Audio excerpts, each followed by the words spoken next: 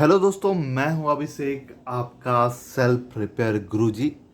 दोस्तों, जब आप कोई सेकेंड हैंड व्हीकल परचेज करते हैं तो उस समय बाहर से तो आप देख लेते हैं कि भाई व्हीकल ये है, इंजन ऐसा है।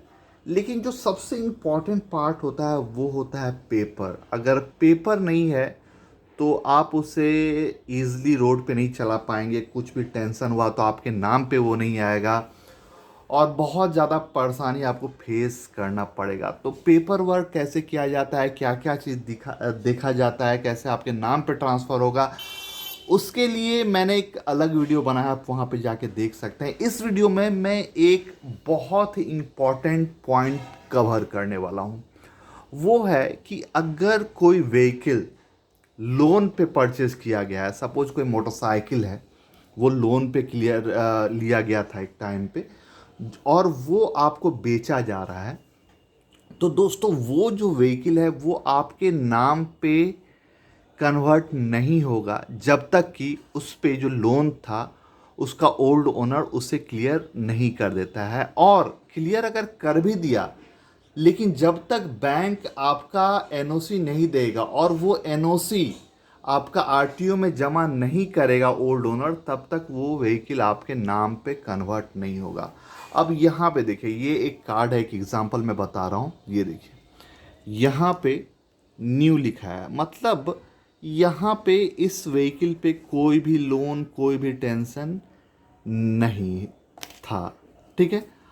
अभी यहाँ पे एक और ये है कार्ड, यहाँ भी न्यू लिखा है, मतलब इसमें भी कोई टेंशन नहीं। ये डायरेक्टली अगर आप लेंगे तो आपके नाम पे आराम से चला जाएगा, कोई टेंशन नहीं।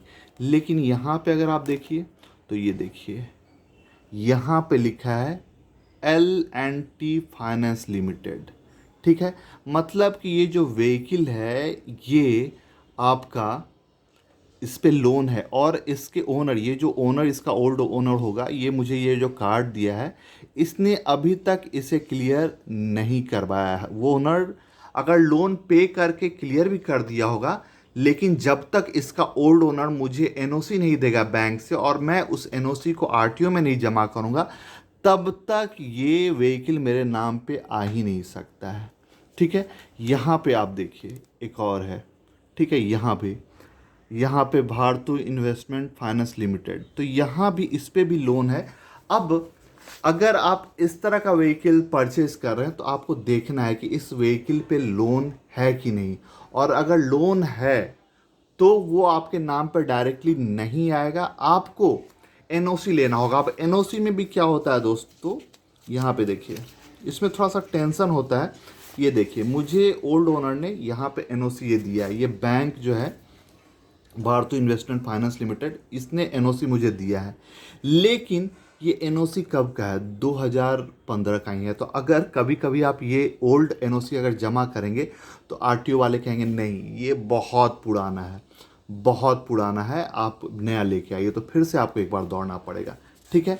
तो यहाँ पे इस तरह का एनओसी आपको बैंक से लेना पड़ता है, उसके बाद आपको जमा करना पड़ता है। और एन जो रूल है जो कि बताते हैं आरटीओ वाले, हालांकि उनका बनमासी ही होता है, वो आपका 2 महीना से ज़्यादा पुराना नहीं होना चाहिए, लेटेस्ट होना चाहिए।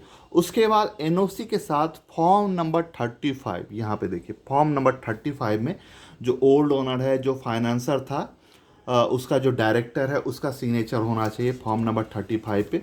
और ये एनओसी प्लस फॉर्म 35 का 2 कॉपी ले करके आपको अप्लाई करना पड़ेगा आरटीओ में। उसके बाद क्या होगा कि आपका ये जो इस पे फाइनेंस लिखा हुआ है ये कैंसिल हो जाएगा। ठीक है। ये कैंसिल हो जाएगा, एंट्री हो जाएगा कि भैया हाँ, इसमें अब कोई लोन नहीं है, ये इसका ओल्ड ओनर अब इसको बेच सकता है। ठीक है। तब जा करके सेकेंड स्टेज पे एक नया कार्ड बनेगा, पहला स्टेप में। उसके बाद उस कार्ड को आप ले करके जमा कीजिएगा फॉर्म नंबर 2930 के साथ, मैंने पूरा कंप्लीट प्रोसेस बताया। उसके बाद फिर आपके नाम पे आएगा। तो दोस्तों, अगर आप कोई सेकेंड हैंड व्हीकल परचेज कर रहे हैं तो इस चीज़ का आप ध्यान जोड़ दीजिए। ठीक है। अगर उस पर फाइनेंस है, ठीक है, तो आप या तो ओनर को बोलिए कि भैया ये है, आप जा करके पहले कैंसिल करा लीजिए, बैंक से एनओसी लीजिए, उसके बाद आप अप्लाई कीजिए आरटीओ में, उसके बाद मैं आपसे लूँगा। और अगर आप डायरेक्टली परचेज करना चाहते हैं तो आपको ध्यान देना है, आपको एनओसी ले लेना है ठीक है, बैंक से एनओसी। अब होता क्या है कि अगर आपने पैसा पे कर दिया तो कभी कभी जो ओल्ड ओनर है वो बोलता है कि भैया नहीं, अभी मेरे पास टाइम नहीं है, जाएंगे बैंक में, जाएंगे अभी नहीं, बाद में देखते हैं, कभी टाइम मिलेगा तो बैंक से एनओसी ले लेंगे। फिर आपको वो बोलेगा कि नहीं भैया आप ही चले जाइए। और देखिए, अगर आप जाएंगे एनओसी लेने के लिए तो बैंक वाले आपको एनओसी देंगे नहीं। आप अगर पेपर लेके भी जाएंगे तो बैंक वाले एनओसी देंगे नहीं आपको, कहेंगे नहीं, जिसने लोन लिया था मैं उसी को एनओसी हैंड ओवर करूँगा। या फिर आप हैंड ओवर लेटर लेके आइए। तो ये सब टेंशन होता है। तो आप फॉर्म नंबर 35 और एनओसी लेकर के आपको जाना पड़ता है आरटीओ में, तब होगा। तो या तो आप ओनर को बोलिए कि खुद आप करवा लीजिए, या फिर अगर आप परचेस कर रहे हैं, व्हीकल बहुत अच्छा है, तो उसमें आप बोलिए कि मुझे एनओसी दीजिए, फॉर्म नंबर 35 दीजिए, और प्लस इसमें चालान भी कटता है। चालान मतलब कुछ ज़्यादा अमाउंट नहीं रहता है, अराउंड 1000 के आसपास, वो आपको कटाना पड़ता है। यहाँ पे पटना में 1000 का है, और बाकी दूसरा अलग अलग स्टेट में किसी किसी में 300 400 में भी होता है, वो डिपेंड करता है। एक बार आप आरटीओ से पता कर लीजिएगा अपना कि इसको कैंसिल कराने में कितना। मैंने एक बार तमिलनाडु चेन्नई में करवाया था, तो मुझे एक स्प्लेंडर था, स्प्लेंडर प्लस, तो उसमें 435 का चालान कटवाना पड़ा था, उसके बाद मुझे मिला था। तो आपको कटवाना पड़ेगा। उसके बाद इस पे जो हाइपोथिकेशन है वो आपका कैंसिल होगा, ठीक है। और कैंसिल होने के बाद फिर आपके नाम पे आएगा, तो एक स्टेप आपका बढ़ जाता है, एक बार आपको ज़्यादा दौड़ना पड़ता है।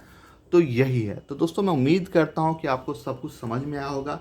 नेक्स्ट टाइम अगर आप सेकेंड हैंड व्हीकल परचेज करते हैं तो ये सब चीज़ आप ध्यान में दीजिएगा कि उस व्हीकल पे कोई लोन तो नहीं है, और अगर लोन है तो वो क्लियर हुआ कि नहीं, और क्लियर हुआ तो उसका एनओसी लेटर आप ज़रूर लीजिए। और उसके बाद फॉर्म 35 लेकर के उसको आरटीओ पे या तो खुद जमा कीजिए या ओनर को बोलिएगा, वो जमा करेगा, और उसके बाद ही आपके नाम पे आएगा। अदरवाइज आपके नाम पे वो नहीं आएगा, एक स्टेप आपको पूरा करना ही पड़ेगा। तो यही था दोस्तों। तो दोस्तों, प्लीज़ टू लाइक किया, अपने दोस्तों में शेयर किए, चैनल सब्सक्राइब किया, और साथ में उस बेल आइकन को प्रेस किया, ताकि जब भी मैं कोई न्यू वीडियो आपके लिए बनाऊँ तो आपको नोटिफिकेशन मिल सके और आप उसे सबसे पहले देख सकें। Thank you for watching. मिलते हैं नेक्स्ट वीडियो में।